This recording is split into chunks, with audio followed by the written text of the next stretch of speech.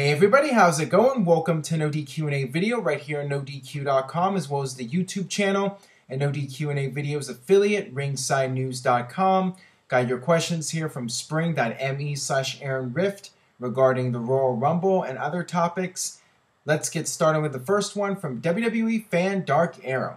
Hey Aaron, storyline wise, why is Daniel Bryan entering the Royal Rumble? Wouldn't he be facing Lesnar? You know, because of the rematch clause? Why do you do this to me? Why do you torture me by having me try to come up with reasons as to why WWE does things the way they do? I would say that from a storyline perspective, Daniel Bryan would go into the Royal Rumble because of the Authority being in power and them not granting him a rematch. But then I remember that Daniel Bryan came out and made the announcement before the Authority was back in power. So I have no idea. Doesn't make sense to me why Daniel Bryan would not get a rematch when he never actually got beat for the title. Why is Brock Lesnar WWE champion when he did not defend the title after 30 days? I don't know. Don't even try to come up with logical reasoning for WWE storylines. You're just going to give yourself a major headache by doing that. Got this question here.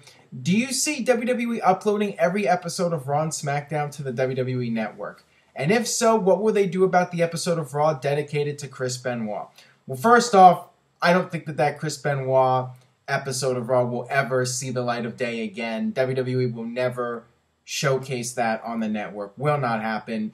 As far as every single episode of Raw and SmackDown, I'll see it when I believe it. I think that if it does happen, it's going to be a long time from now. You have to keep in mind that it takes a long time to transfer videotape to digital format, and I'm sure people in WWE are constantly transferring the footage and getting it ready for the network, and over time WWE will continue to roll out new episodes of Raw, new episodes of Nitro, SmackDown, all those shows, but there's so much content and so little time, and there's only so many people WWE will hire to spend time transferring the footage. It's just going to be a long process. It's going to take a while, but I think eventually, most at least, if not all of them, will eventually be on the WWE Network. It's just a matter of time. All right, this one comes from Iceblade ARI. Hey Aaron, with Ryback finally grabbing the mic and been more like himself, do you think he will get a bigger push or will he stay in the mid-card position? Keep up the great work and Happy New Year. Well, Happy New Year to you too.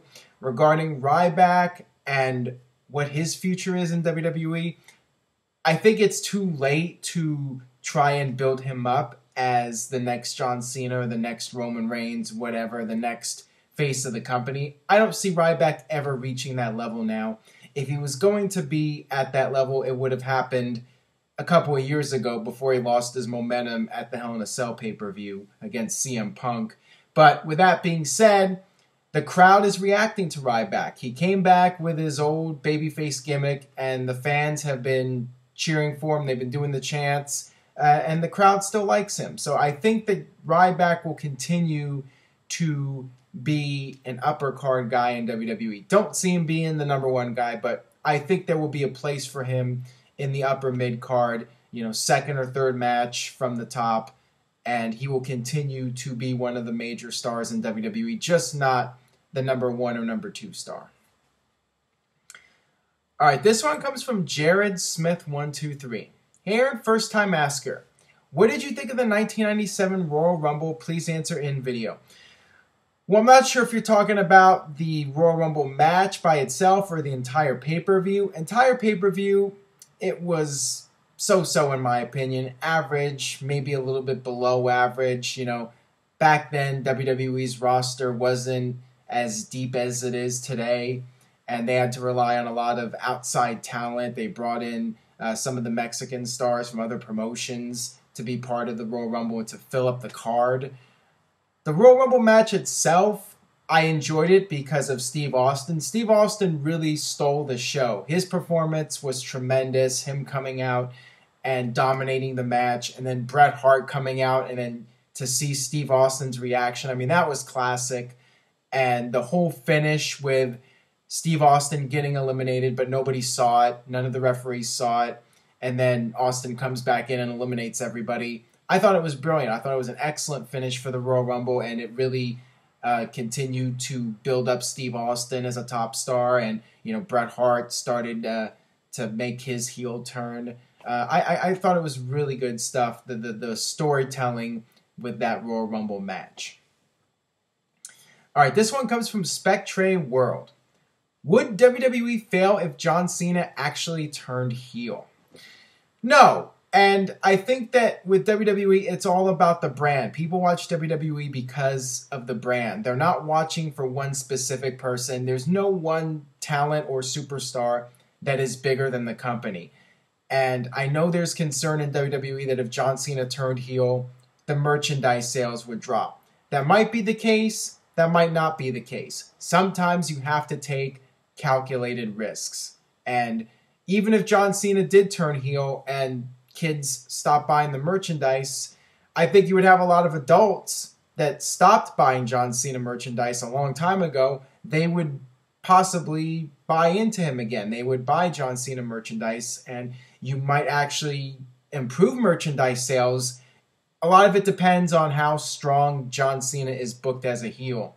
And we all saw what happened with Hulk Hogan in the NWO when the NWO t-shirt became a huge deal. My concern is, would WWE somehow manage to screw up a John Cena heel turn? If they actually made him a full-fledged bad guy, would WWE manage to screw it up and make people care about John Cena less than they care about him right now? And whether you like John Cena or you hate him, people talk about him. He gets a reaction every time he comes out. Is there a way that WWE could somehow ruin that with their booking of his character? That is my big concern. One reason why I might not turn John Cena heel, just because you really need to do something big with him in order for it to work. With Hulk Hogan, they had the NWO, and it worked out perfectly for Hulk Hogan. But with John Cena, would WWE be able to really get lightning in a bottle with him? I mean, that's a big question, but even if it failed, even if the John Cena heel turn flopped, I wouldn't see WWE going out of business. But, right now they're relying on those John Cena merchandise sales, and I don't think they're going to take the risk unless they absolutely have to. All right, got this question now from Mercury Champion. What do you think about the Usos? Do you think that either one of them could succeed as individual stars, or should they just stick to being a tag team? I love them, but I can't see them being individual stars. Right now, I agree with you on that. The two of them, they work together well as a tag team, and there's nothing that really sticks out about one Uso from the other Uso. They're very similar with their styles and their look and everything. They're a package. So I find it hard to believe that one of them could develop their own character and emerge as something different from the other one, or as an individual as compared to a tag team. Right now, I just don't see any good reason to break up that tag team. They're really entertaining together, and the tag team division has been boosted, thanks in part to them. And I just don't see the need to break them up as a tag team right now. I don't see any good reason to do it at this point. All right, this one comes from Boney RL. Hey Aaron, Happy New Year. Please answer in video. Could you see a triple threat between Daniel Bryan, Roman Reigns, and Brock Lesnar? I doubt it. I don't know if you're talking about WrestleMania. Maybe after WrestleMania you could do a triple threat match if Brock Lesnar stays with the company. But I would avoid doing that triple threat match at WrestleMania because it would be a repeat of WrestleMania 30 with the triple threat match. And I think that in general, one-on-one matches are stronger than triple threat matches. I just think they make for better storylines, and you can put more focus on a one-on-one feud. I think it means more when you have a one-on-one feud. So you could do that match, but for this year's WrestleMania, I would not do that. I know that people want to see Daniel Bryan in the main event, and there's been all the talk about Roman Reigns being in the main event, and WWE could do that to make everybody happy, but they already did it last year. I think it would be best to have a WWE title match be one-on-one at WrestleMania. That's what I would do at least. All right, got one more question here from Dave451985. What are your top 3 Undertaker matches of all time? I'd have to go with Hell in a Cell versus Mankind as number 1, Shawn Michaels at number 2 from either Mania, and last would be CM Punk at Mania. My top 3 would be the first Hell in a Cell match between Undertaker and Shawn Michaels, and then I would put in Mankind, that Hell in a Cell match, and then my third pick would be the WrestleMania 25 match against Shawn Michaels. Those are easily my top 3 Undertaker matches, and runner-up would be the WrestleMania 26 match. Don't think CM Punk's match would be quite that high. Maybe the top 10, but maybe 9 or 10 at best. I mean, I don't think that was one of the best Undertaker Mania matches.